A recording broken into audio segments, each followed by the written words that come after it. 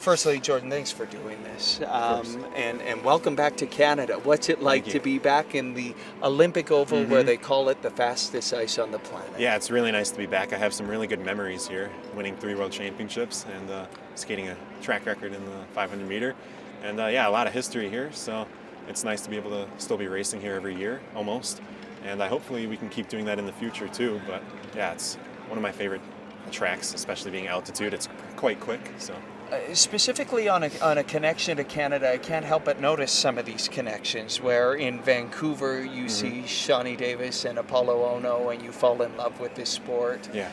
Now you're here and you're doing great things on the ice. What has Canada meant to you in your career, Jordan? I guess if you look at it that way, it could mean a lot, right? Right. Because I started just watching Apollo in the Vancouver Olympics, and Shawnee had some of his best races in the Vancouver Olympics, and he helped me out for about a year with some coaching. So yeah, it means kind of a lot, I guess, if you consider it that. And some of our best skaters have raced really well on this track. So. Yeah, it is a place that has a lot of history and a lot of significance. Is there something different when you walk into this space, knowing the history and knowing the greats and some of the performances before you? Yeah. Yeah, especially being the first, high altitude track, and everybody was getting, world records. And now we're here still doing it. And there's still possibilities for world records, because before it used to be Inzel, I think it was the highest track. And then it became Calgary in, I can't remember the exact year. 88? 88, that's right. That's what I thought it was. And yeah, just a lot of history being able to come here and still skate. I've looked at what people say about you, specifically the legend, your coach, Bob Corby, who says you're such a technician. Yeah. I was watching you warm up here. Maybe take us through what you were trying to get in right before competition starts. Yeah, I was just trying to get in a good feeling on my starts. So I've been doing a lot of training back in Salt Lake. I was staying to acclimate for here, and I was a little fatigued, right? So I didn't get a lot of chances to work on my start a bit. So I could do that today, but I didn't want to do too much and get too tired. I did have a little burr on my blade when I walked in here today, so I had to quick take that off after warm-up. It was a little slippery. But the ice felt better today than it had been all week, and all week has been pretty good, so now it's even better. So I'm looking forward to racing. Well, I mean, you say that, and I get excited. Yeah. Skating fans will be excited. Listen, this is a remarkable streak you're on, and I know you're paying attention to all of them, as is the speed skating world. What do you attribute to your success? I think good people around me who've been able to help me out a lot. Like Bob Corby's been a big help in the summer training, and then in the winter, having him around. It's just he's a great coach. He's really calm-minded, so he can really guide skaters' direction. And I think just leading up, even when I was younger, all the circumstances that I was put in, good people around me made a huge difference. So. When you look at your numbers of what you did on the last World Cup stop in Beijing, at the same place you make your Olympic debut, the times you posted in this last stop would have won 2 Olympic gold and a bronze, I believe. Yeah. Can you make sense of that, Jordan? Like, how do you make sense of how meteoric your rise has been? Well, I just wish I did it 2 years ago, right? Right? That'd be the ultimate goal, right? But yeah, I mean, it's nice that I'm skating that fast now. Hopefully I can keep this sort of a lead, I guess you could say, into the next Olympics. But yeah, it's watching myself be able to compete, this fast. It's not something that I had expected in the past, 2 years, but it kind of happened. I guess I could see the progress that I could make, but you can never really predict what the results are going to be. So. What is it like to be the hunted, to go from the hunter to the hunted, to know that you have the target every time you take to the ice? I guess it's a good feeling. Yeah. I kind of like it, yeah. It pushes me to, I guess, train harder, because I guess when some people start winning a lot, they get kind of, complacent and maybe a little, not demotivated, but feel like they've already accomplished what they can. But I like the feeling of being the hunted one, so yeah.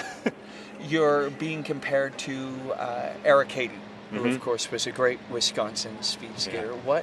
What's going on down there? Yeah, I mean, how many skaters have been compared to him? That's kind of a small number, so that means a lot, actually. And to think that even he himself told me that I could probably win 5 gold medals means, a lot. I don't know if I'll be doing that in the next Olympics, because I'm not quite in the good enough shape to do that yet for a 10,000 meter, but maybe in the next few years it's a possibility. But I really have to go all in on the 3 distances. So. Is that the focus on, I would say, on how yeah. you approach this? We're going to be a year out from Milano really soon. Yep. So is that how you approach this? Focus on the things Yeah.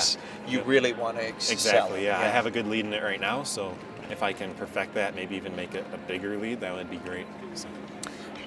We don't know each other. We're getting to know each other, Mm-hmm. but the sense I get from you in our short time together is you're confident. You know what you're capable of.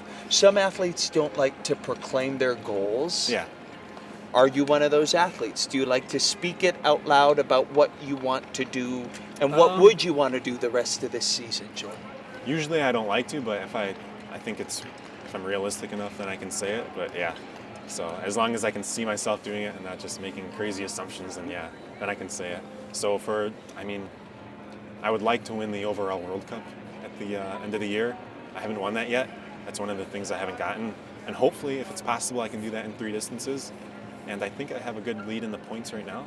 So we'll see where that goes.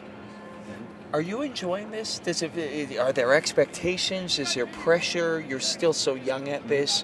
Is it fun to show up at the rink? It's fun after you win, yeah. Maybe before the race, it's not.